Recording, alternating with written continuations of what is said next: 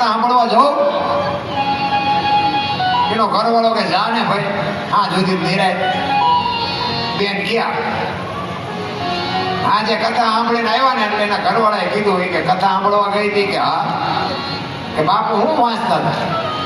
ઈ કે માંડવા માંડવા માંડવા કેટલા બધા મળે. કે પણ બાપુ હું વાંચતા હતી? તો કે કેટલું બધું રાંધેલું, કેવડા કેવડા તપેલા, કેવડું માણા ખાતું હતું.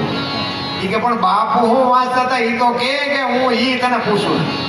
મોટા મોટા શબ્દો ને મોટા મોટા એલઈડી ના મોટા મોટા ફોટા પાડવાના મશીન.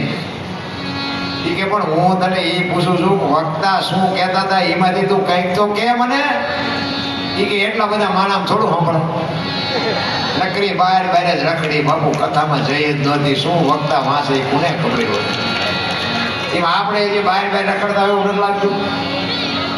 આ જીવનમાં ઉતરે નહીં તો બાપુ માણસનો અવતાર. હું તો એક જ વાત કરું કે તમારા